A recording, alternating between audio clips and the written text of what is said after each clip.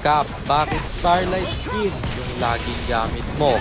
Abangan sa dulo ng video na to dahil doon natin yan pag-uusapan. At para naman sa mga bago lang sa page, ang ginagawa po nating content tuwing 9 PM ay 1 game per day, solo, rank, game. At ang goal natin sa content natin na to ay mag 100 win streak. Teka, baka kilala mo lang ako at lagi kang nanonood pero hindi ka pala nakafollow sa page.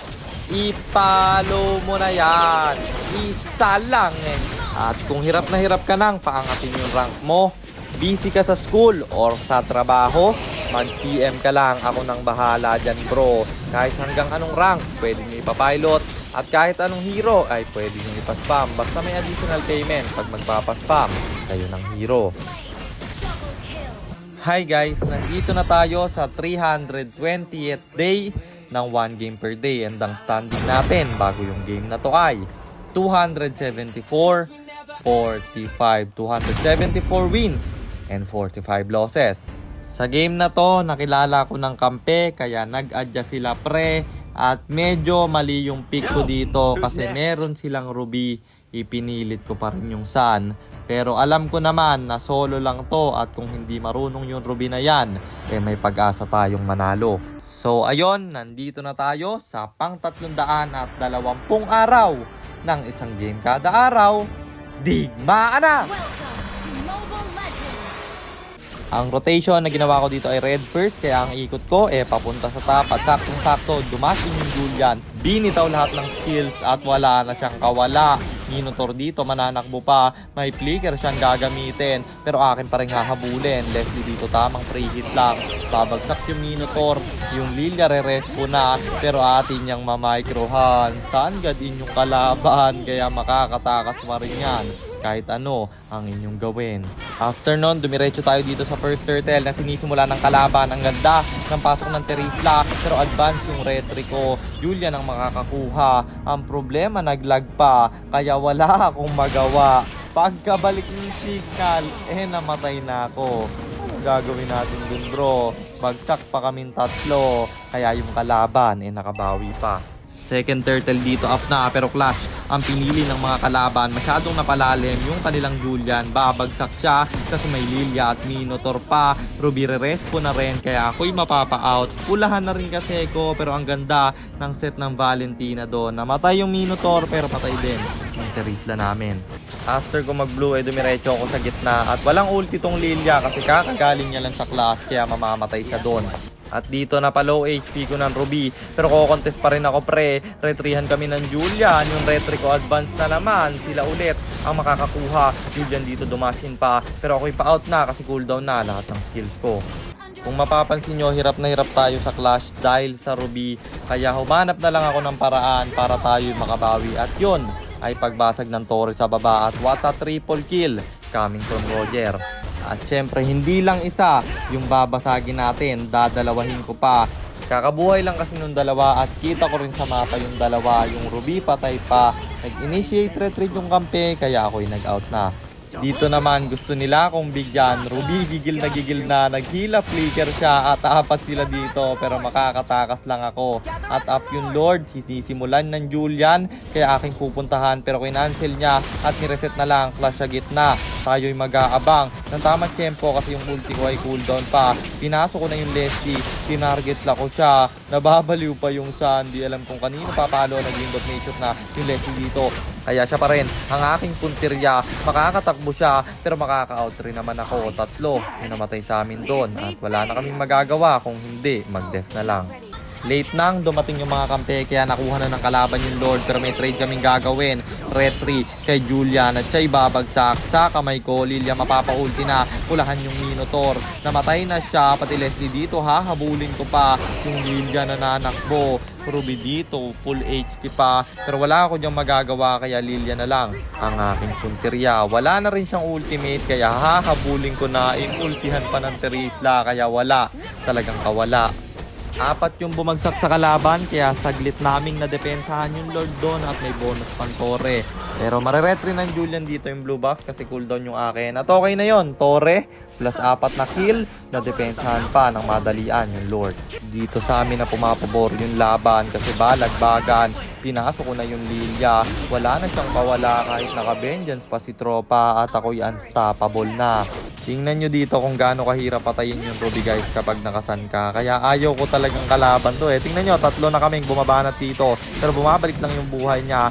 Roger pa yun namatay doon. Kung wala yung Terisla, hindi namin mapapatayin guys. At balik tayo sa game. Hindi pa pala tapos kasi may ulti flicker na gagawin yung Minotaur nila. Dustin galing kay Julian. Pero out na rin ako kasi ako na lang mag-isa. Baka kami pa ay marekta. Sisegwayan ko sana yung top pero Ruby yung nag-react kaya wala akong nagawa kundi rumesmo na lang dito sa Lord fight.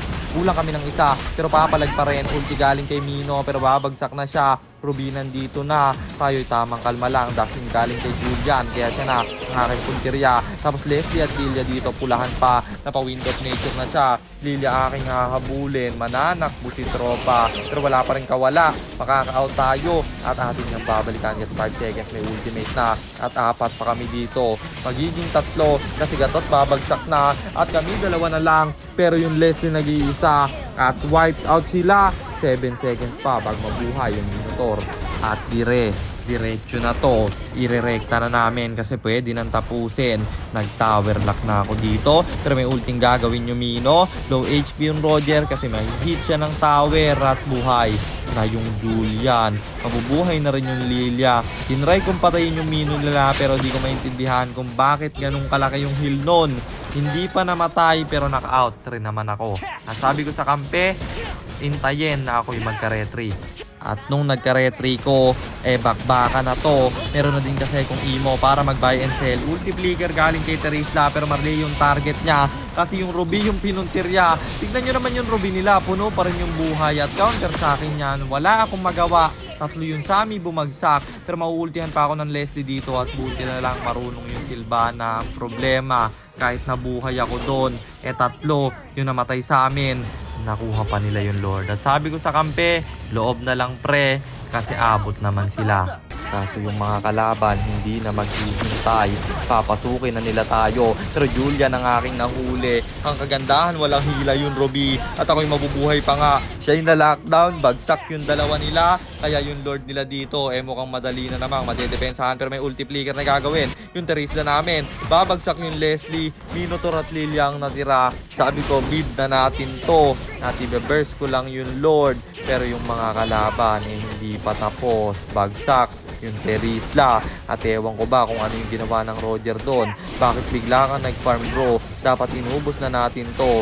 Pinalagan ko pa pero grabe talaga yung heal ng Minotaur nila. Cooldown yung ultimate ko pati yung second skill at error ko yun guys. Aminado ko. Napatay ako ng 2 na Minotaur at Lilia lang. Na-underestimate ko yung kalaban. Namatay pa yung Gatot at sabi ko sa Roger umuwi na. Buti umabot yung Valentina at sila'y makakadepensa. May set siyang gagawin. Masiset yung Minotaur. Pero di ko alam sa Roger kung ano pinagagagawa niya men. Naset pa nga to. Papalag yung Terisla. 2 lang sila dito. Ayaw pa nilang balagbagin. Lilia dito pulahan na rin. Napatay ng Roger. Pero rekta ng Julian. Nandito na rin yung Ruby. Pati na yung Leslie. Pero nabuhay ako at makakadepensa pa tayo. Nahila nga lang yung Roger. Babagsak siya doon at Ruby dito. Papasok na rin. Gusto na nilang tapusin. Buti na lang.